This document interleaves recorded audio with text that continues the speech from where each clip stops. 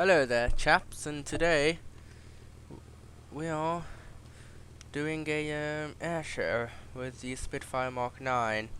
This classic piece of machinery is very high performance, so just for you guys we shall do this now. So here comes Spitfire Mk IX. As you can see, it has the retractable undercarriage. It has that famous bubble canopy which allows you to see all your surroundings. It's very agile, its roll rate is rather fast, and its turn time is extremely quick too. I shall show you. Not quite as fast as the Japanese planes, but it'll easily outturn a Messerschmitt. Now, for all you people, is the Airshow. Let's see how high performance this is. Let's try a stall turn.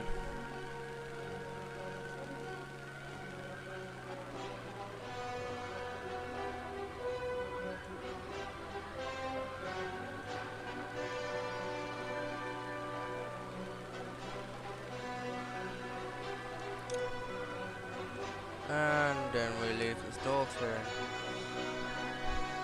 So, let's get this show on the road. Smoke on. That looked amazing. So, lads and lasses, let's do a loop. As you can see, this amazing piece of machinery will easily pull off this maneuver. And we leave the loop. And it flies on like nothing happened. This Spitfire Mk IX in particular was one of the Spitfires that helped win the war overall, as it outperformed most of the Messerschmitts due to the sheer speed. The Mark 24 Spitfire was the best Spitfire in the war, and also the best fighter in the war, as it outperformed every plane in its class. Even the P-51 Mustang for the Americans. The only thing the P-51 Mustang had over the Spitfire was range because of the fuel tanks.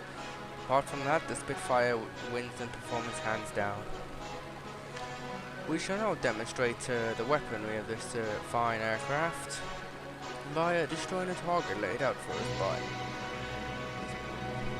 And just to show, I'm going to do it from the cockpit view. As you can see, the lovely bubble canopy and our stuff. So here we go. There's the target. There is the vehicle. And we just destroyed it. Let's just make it look a bit more. And that's how we do it. Now we roll like this. That was brilliant. I would do a loop, but I'm afraid of it being really gay. Let's do it out the side and see how that goes. Oh my god, look at that. It looks amazing, doesn't it? And that was a loop from the Mk IX Spitfire. As you can see, it's extremely fast. We're currently hitting 230 miles per hour.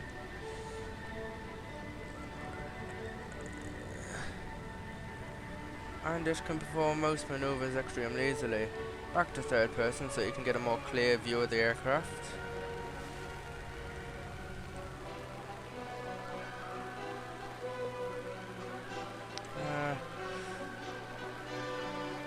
Let's just take this beast down. Let's do a low pass to the runway. That's the common aircraft maneuver performed. And we shall show it off. So let's fly in here. And we shall fly around. As you can see, we still have the smoke on. It's giving us rather a beautiful sight.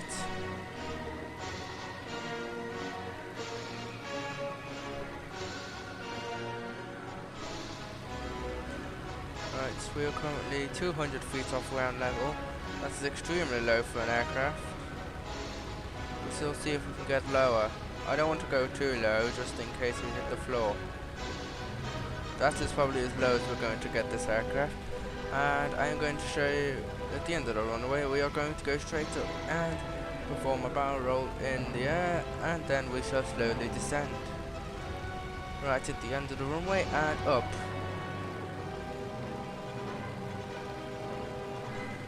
Up, up.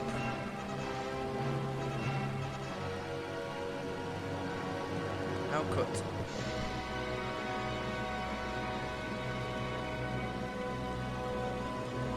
Look at the beautiful underside of this beast, of this British beast. And here we go. And we slowly pull up out of the fall, and we make it like nothing happened.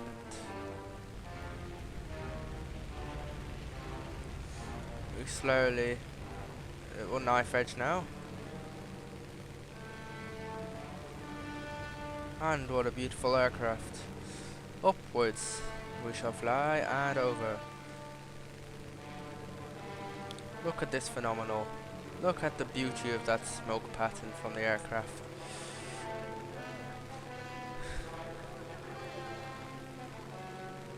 As you can see, the plane performs every task without fail, and now we shall do an inverted loop.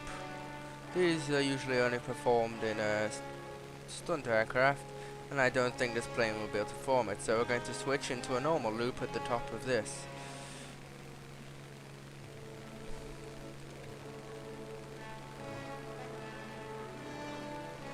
And there we go.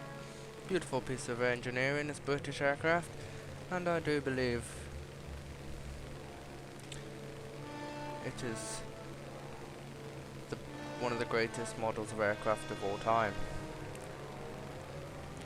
It showed how, even in World War II, aircraft could be slick, precise and fast. Granted, it's not as fast as some modern day aircraft, but modern day aircraft have jet engines, and I think 410 miles an hour top speed is extremely fast for a prop driven aircraft.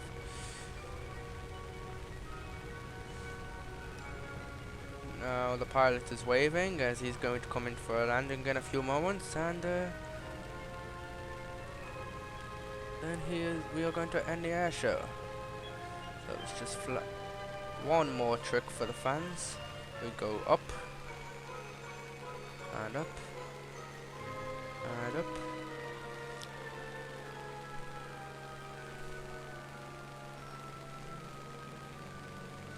And up.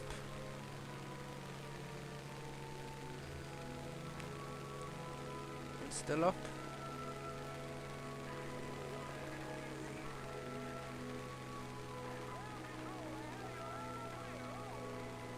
Now we're going to drop.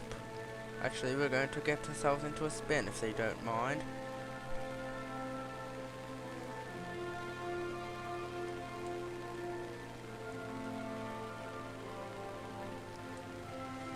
Doesn't seem we can perform that maneuver quite. Oh well, anyhow, we're now going to come in for a soft landing at the airfield, and then we shall end this air show for the overall viewing.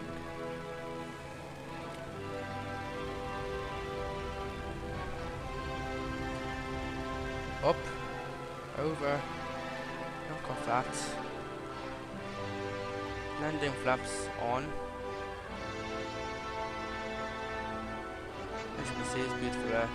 Slowly glides into the air for landing. I think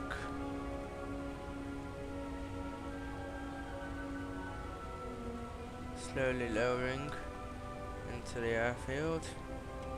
And we've touched down.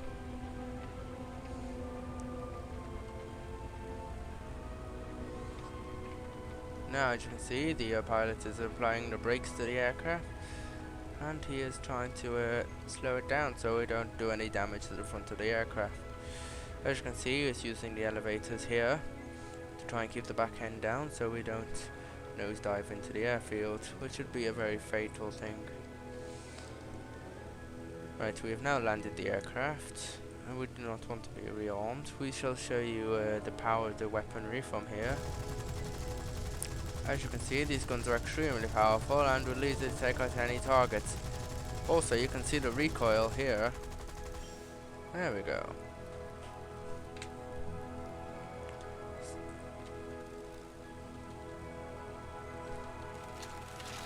that has been the Spitfire Airshow, and